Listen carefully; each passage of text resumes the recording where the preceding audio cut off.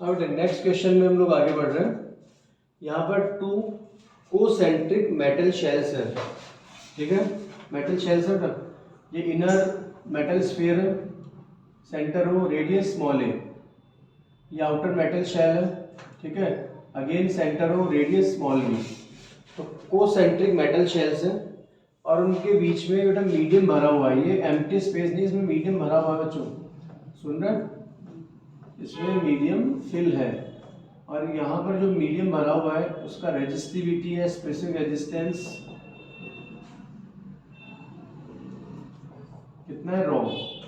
इस hollow part में जो मीडियम भरा हुआ है उसका स्पेसिफिक रेजिस्टेंस है, रेजिस्टिविटी कितनी है बच्चों, रॉ, ठीक है। तो हमें इन metal shells, inner shell A और आउटर शेल बी, इनके बीच में रेजिस्टेंस रिक्वायर्ड है। उसका रेजिस्टेंस कैलकुलेट करना है इस स्ट्रक्चर का, समझ गए? कंफर्म? दिक्कत नहीं, चलिए स्टार्ट कीजिए फटाफट।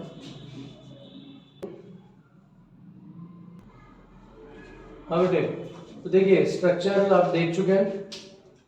अब यहाँ पर बेटा A to B, capital A inner sphere, उसकी रेडियस स्मॉल है, कैपिटल बी आउटर स्फीयर, उसकी रेडियस है स्मॉल बी।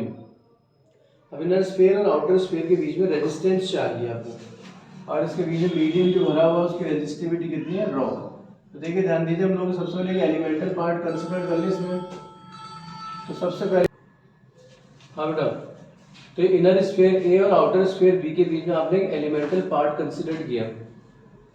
ध्यान से सुनना, ये जो एलिमेंटल पार्ट आपको नजर आ रहा है बच्चों, ये एलिमेंटल पार्ट ध्यान दो ढंग से।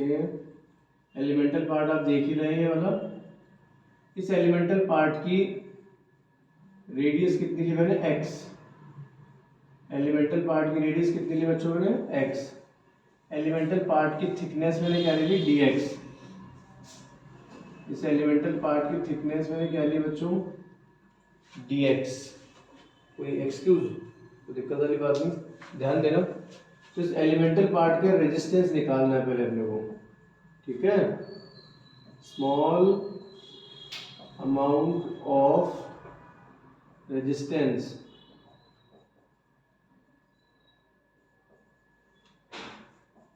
For elemental part.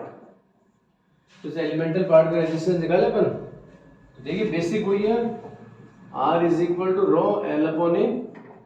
बेसिक कभी गलत नहीं है। तो देखो एलिमेंटल पार्ट है तो R को dr कर दिया, raw specific resistance L। L क्या हो जाएगा, इसकी थिकनेस, यस और नो, L क्या हो जाएगा, इसकी थिकनेस अपॉन एरिया। एरिया कितना हो जाएगा इसका, 4 पाई एक्स स्क्वायर, यस और नो। स्फेरिकल बॉडी है ना बच्चों, कैसा है, स्फेरिकल बॉडी। तो स्फीयर का एरिया क्या आएगा, 4 पाई आर स्क्वायर, समझ में आया बात?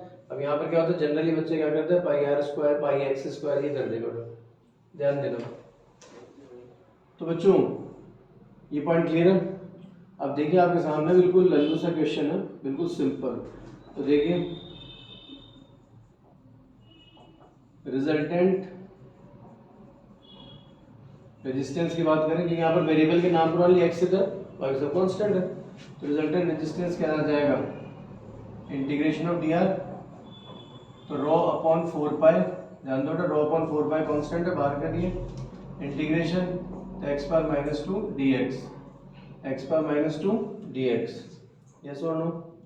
अब आप सोचिए बेटा कि अगर इस लेंथ इस एलिमेंटल पार्ट को आपने स्मॉलेस्ट पॉसिबल अमाउंट में कन्वर्ट किया, तो स्मॉलेस्ट पॉसिबल अमाउंट में रेडियस कितनी जाएगी, ए।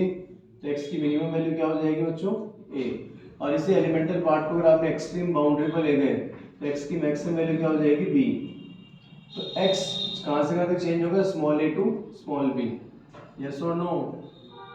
लिमिट क्लियर है क्या, ये समझ में आई बात, कंफर्म कर लेते।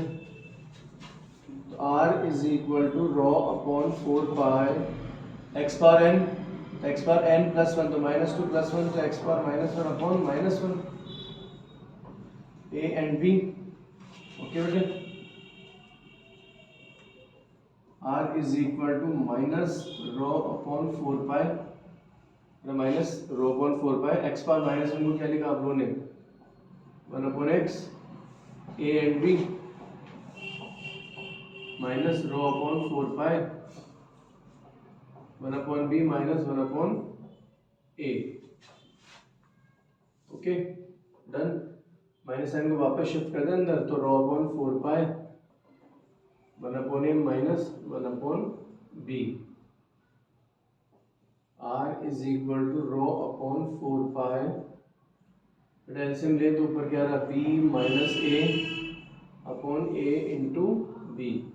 This is the answer.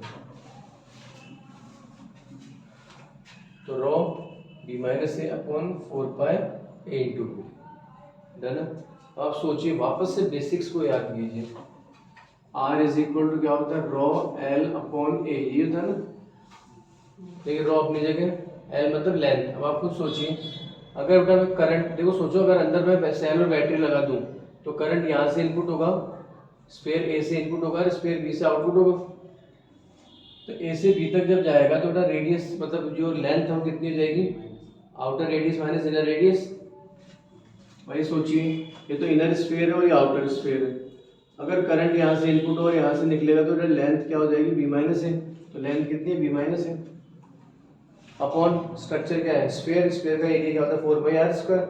अब देखो 4 पाई भी नजर आ रहा है, R square no doubt directly नहीं है, लेकिन आप सोचो आर स्क्वायर होता है मीटर स्क्वायर, तो ए इंटू बी, मीटर स्क्वायर यहाँ भी आ रहा है। तो आप कनेक्शन याद रख सकते हो इजीली, और कोई बात नहीं कह रहा हूँ, इजीली मैनेज हो जाएगा अगर आप ट्राई करोगे तो।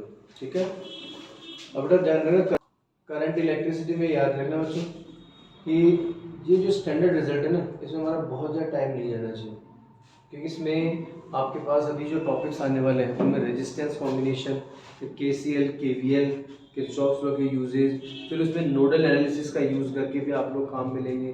फिर रेजिस्टेंस का कैपेसिटर कॉम्बिनेशन भी होगा, हीटिंग इफेक्ट भी होगा। इस तरह ढेरों टाइप के क्वेश्चन बनते हैं। तो ये जो स्ट्रक्चर बेस है ना बेटा, इसमें हमारा बहुत ज़्यादा टाइम वेस्ट नहीं होना चाहिए, इसलिए आप कह रहा हूँ स्ट्रक्चर की हेल्प से आप लोग ईजिली रिजल्ट को याद करना स्टार्ट करो। ओके।